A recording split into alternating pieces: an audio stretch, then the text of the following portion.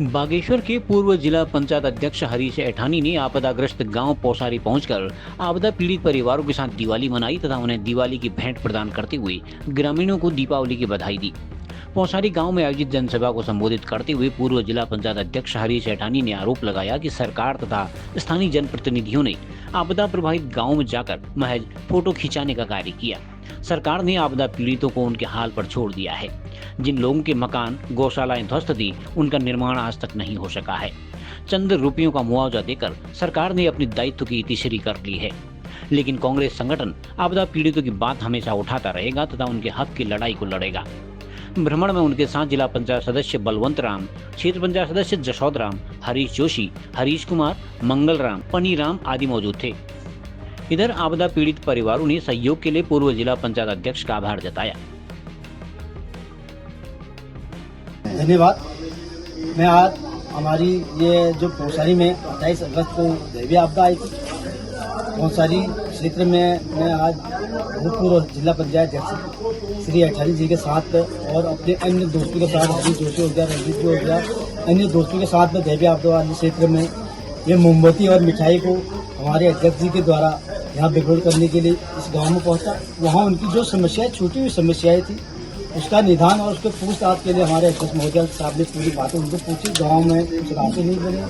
पानी अधूरा रहा है, लाइट का कार्य पूरा नहीं हुआ और मानी गैर वाला तो जहाँ है, जहाँ के बच्चे अभी तक स्कूल नहीं आ पा रहे, उनको काफ़ी दिक्कत है। कुछ आदमी को मकानों की राहत नहीं मिल पाई है, कुछ आदमी को मकानों का पैसा मिला है तो कुछ आदमी को नहीं मिला। उनकी अपील है, हमारी अपील है सरकार से कि उनको जो है वो मकानों का पैसा मिले और जो भूमि जो है इनकी जो है पूरी खर्च हो चुकी है उसका जो है पैसा उनको दिया जाए, उसका मुआवजा उनको मिले। और सबसे पहले जो पानी की समस्या है, सबसे यहाँ ज्यादा मानी गैर से लेकर के भोटगांव से लेकर के गुगनी गांव में है, वो पानी सुचारू किया जाए और लाइट के बिगड़ यहाँ काफी दिक्कत है, इसको सुचारू किया जाए। और अन्य लोग जो यहाँ पे हैं, दिवाली के शुभ घड़ी में हमें आपदा के इस उपलक्ष्य में कि हमें एक मिठाई का डिब्बा और यहाँ पर मोमबत्ती देके, क्यों हमारा गांव में बहुत दूर क्षेत्र के इलाके में आए, तो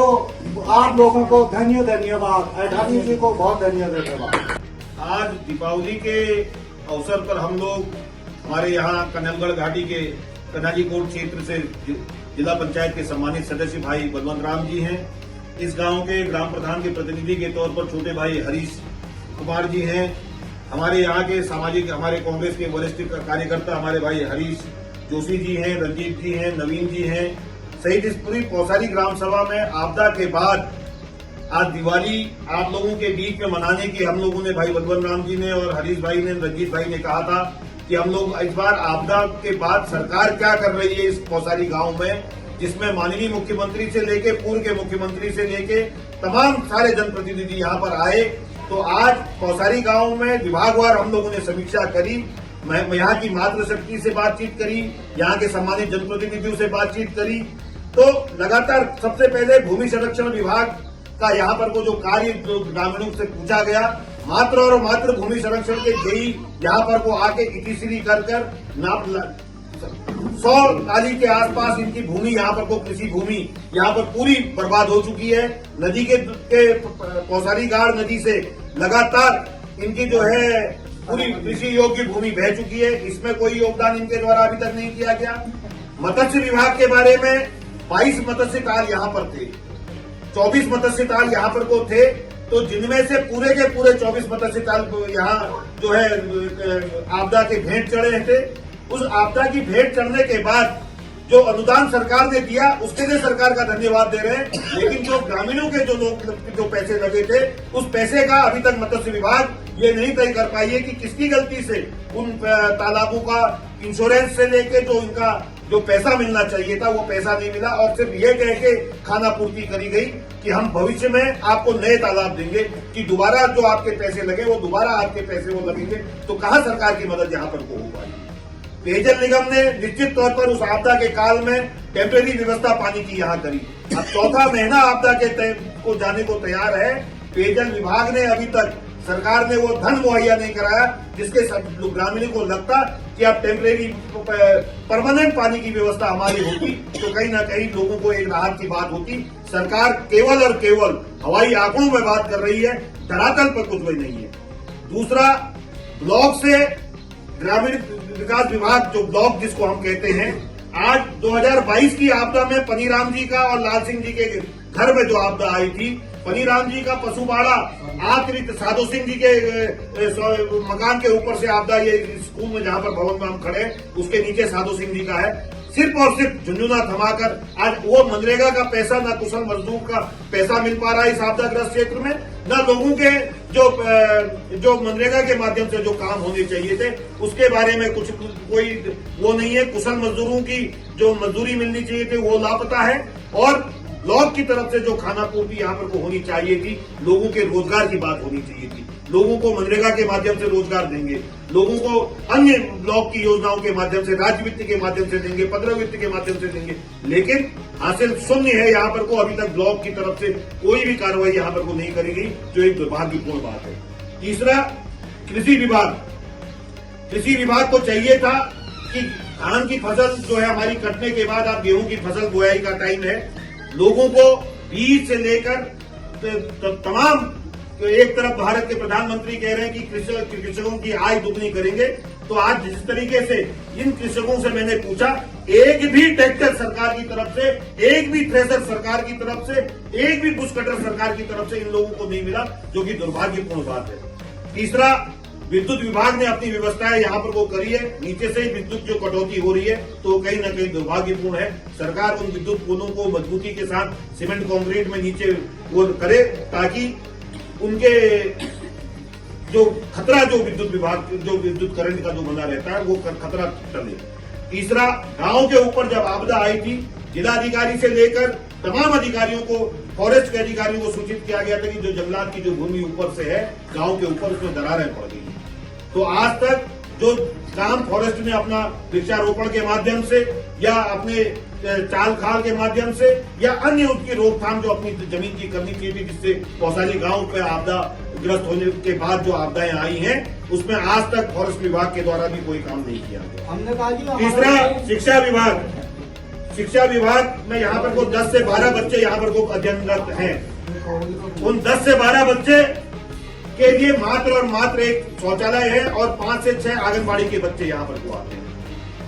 ग्रामीण निर्माण विभाग से जिलाधिकारी ने जिस दिन आपदा आई थी, यहाँ के जिला पंचायत सदस्य और यहाँ के ग्राम प्रधान जी को आश्वस्त किया था कि मानीगैर जो हमारा तोक है, वहां से जो छोटे बच्चे आ रहे हैं, उन छोटे बच्चों के लिए टेम्परेरी पुल की व्यवस्था करी जाएगी। जहां जहां नेतागिरी हुई वहां तो उन लोगों ने पुल बना दिए नीचे की नदी में। आज ऊपर मानीगैर से बच्चे आने में असमर्थ हैं, चाहे आंगनबाड़ी के लिए बच्चे आते हो, चाहे बैसानी जूनियर हाई स्कूल के लिए आते हो, चाहे यहाँ प्राथमिक विद्यालय के लिए आते हो।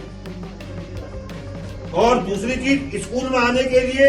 कहीं से कहीं तक कोई रास्तों की व्यवस्था आज भी छोटे बच्चों के लिए नहीं हो पाई है, जिसको सरकार ने संज्ञान लेकर काम करना चाहिए। जिला आपदा प्राधिकरण,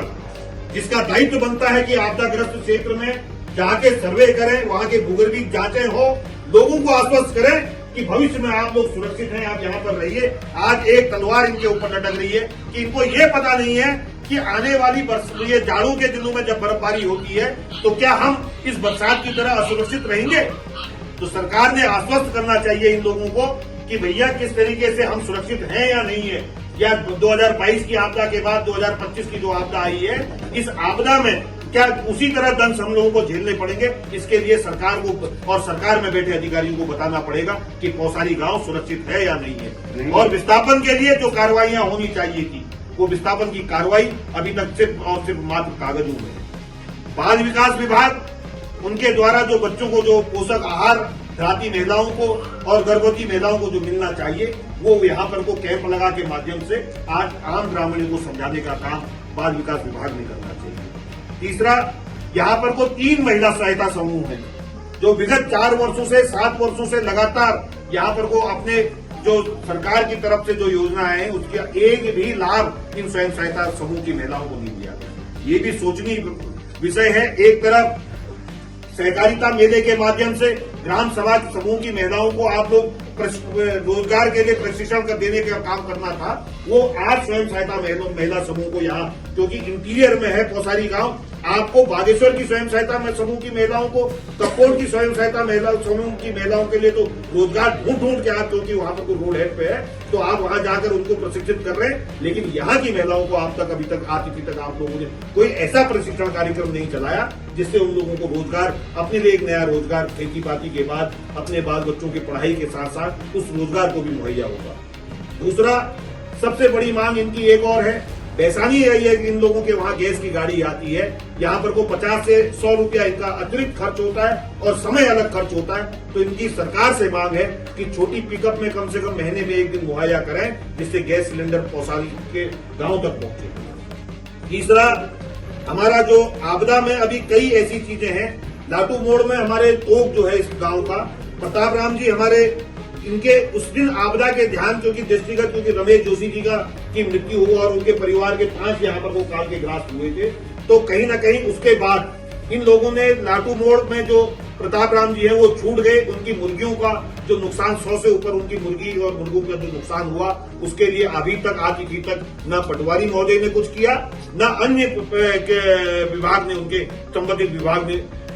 उनके लिए कोई ऐसी चीजें ढूंढी है। तीसरा, अभी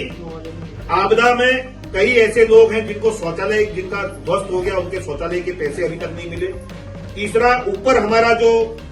एक समाज कल्याण विभाग की जो पेंशन की जो मामला है वो, और घराटों का जो पेंशन का जो मामला है, वो पेंशनों को सरकार ने यहाँ पर को समाज कल्याण के माध्यम से कैंप लगाना चाहिए। हमारी छोटी बहन गीता यहाँ पर को है, मेरे ख्याल से इसका भी पेंशन का प्रकरण अभी तक नहीं हो पाया, जो होना चाहिए था। दूसरा, साथ में यहाँ पर जो घराट, जो हमारे परंपरागत घराट हैं, जो हमारी संस्कृति को बताते थे, हमारे आने वाले भविष्य को, हमारे बच्चों को, हमारे क्षेत्र के लोगों को कि इस तरीके के घराट में बुजुर्ग हमारे जो है राशन पीस के खाते थे, तो आज वो घराट सब सफा हो गए हैं। उसके लिए भी उरेडा विभाग को निर्देशित करना चाहिए कि किस तरीके से इन घराटों का रखरखाव दोबारा होगा। उसके साथ साथ जो स्वर्गीय रमेश चंद्र जोशी जी की जो मृत्यु हुई, 30 से 35 गाय गौ पालन का काम वो करते थे, लोग उनके वहां गायों को छोड़ के जाते थे। आज उनकी मृत्यु के उपरांत पशुपालन विभाग के कोई भी अधिकारी ने ये जहमत नहीं उठाई कि वो 35 से 50 जो गौवंश जो वहां पर वो उनके रमेश जोशी जी के पास जो छोड़े हुए थे, उनका क्या होगा। सरकार उस पर भी ध्यान दे कि कैसे उन लोगों को आगे उनके गायों का व्यवस्था वहां पर को होती है। वो सब गौवंश जो है कहीं न कहीं खतरे में यहाँ पर को है। मैं सरकार से कहना चाहूंगा कि हम लोगों को कहीं न कहीं एक निश्चित तौर पर एक ठोस रणनीति पौसारी गांव के लिए बनाने की जरूरत है। आज मैं आपदाग्रस्त गांव पौसारी में पहुंचा हूं अपने साथियों के साथ, तो निश्चित तौर पर मैं आप लोगों के बीच में, सरकार में नहीं होने के बाद भी मैं आपके दुख में पहुंचा हूं, तो निश्चित तौर पर भविष्य में पहले भी आपके बीच में पहुंचा था, आप भी पहुंचूंगा और आप लोगों को आश्वस्त करके जाता हूं कि मैं सरकार से और सरकार के लोगों से आपकी जो समस्याएं हैं वो उचित पटल में रखकर आप लोगों की समस्याओं का समाधान भी मैं करूंगा। खबरों को जानने के लिए चैनल को लाइक, सब्सक्राइब और फॉलो जरूर करें।